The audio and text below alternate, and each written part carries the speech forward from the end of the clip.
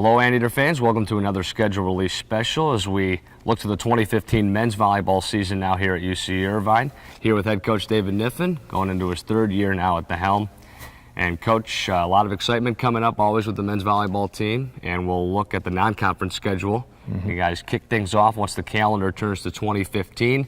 January 5th, you open up with a challenge right away as you got Lewis University coming in here at the Bren, a team that was featured in the play-in game of last year's NCAA championships. And then you head out to Aloha Land, Honolulu, for the Outrigger tournament. Take on teams like Penn State, Ohio State, and Hawaii team I know that is very good this year. At least you see them being at the top of the MPSF. So really a tough go for your kids out of the gate. Yeah, you mentioned the play-in match, and I think one thing we try to do here is we try not to take that path of least resistance very often. Right. So there is, with the play-in format, the way the NCAA is set up this year, this is only the second year doing it this way, where there will be 6 teams that have that NCAA potential where they can come in, play in on a Tuesday to determine the semis and the finals. Right. So that leaves an extra at-large spot, which we think the committee looks at and says, those who schedule tougher and have success in that non-conference schedule might have a better shot at getting in. So we always want to leave that back door open if we're not able to win our way in through our conference tournament. And the Outrigger tournament, very respectable tournament that should gauge where your team's at immediately. No question. So you mentioned Hawaii. Hawaii, no question, one of the stronger teams they've had in recent history. Yeah. A team that's always dangerous. They can serve with the best of the teams, which keeps them in every match, and we saw that through last season. So to go out to a tournament like that, which is one of the most revered and respected tournaments in NCAA volleyball, to play against a team like Hawaii, who will be that strong, to play against a team like Penn State that was featured last year in the NCAA tournament, as well as Ohio State, which is always dangerous coming out of the MIVA. That's a huge opportunity for us. So should be a very competitive schedule in the non-conference. Things get a whole lot easier in the MPSF.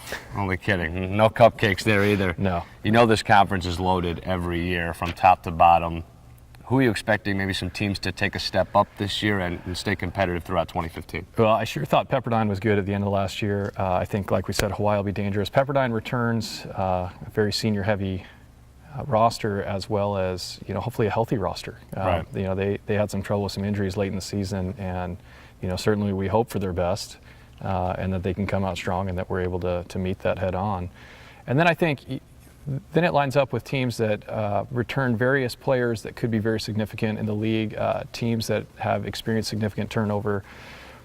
But any year that we've looked at over the course of history, I think most of the season, if we look at any of the rankings, we're looking at 8 out of the top 10 teams are ranked from the MPSF. So as you mentioned, always a tough conference.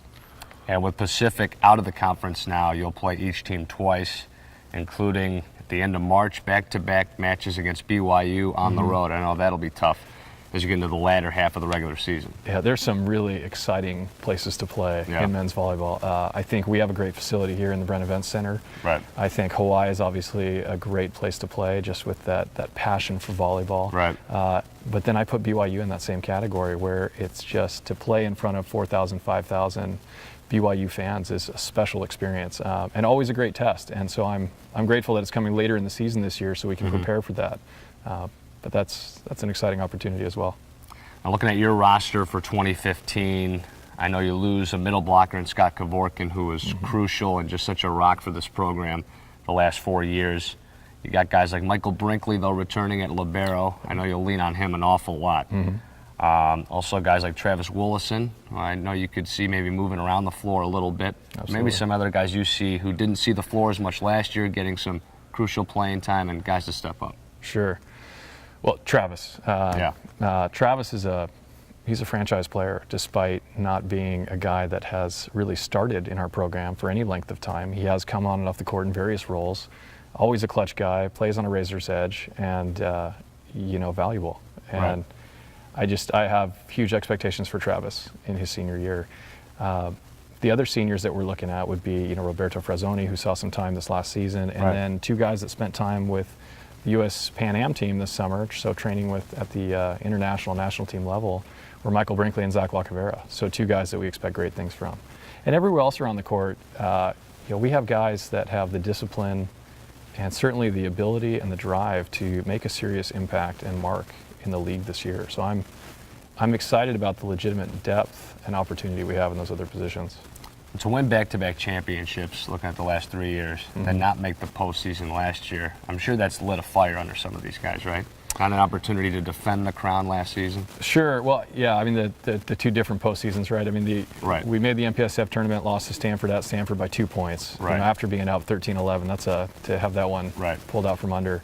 But then, you know, to have the opportunity to know that the NCAA championships are at Stanford this next year, and that we'll have the opportunity to return to that court and perhaps finish some unfinished business would be a great motivation for us, aside from the competitive desire that's just always there. Right, a little extra motivation there. So it should be a fun season, an exciting one in 2015. Head coach David Niffen, thanks a lot, Coach. Absolutely, thank you. And you can get all your ticket information at ucirvinesports.com. We'll see you next time, Eater fans.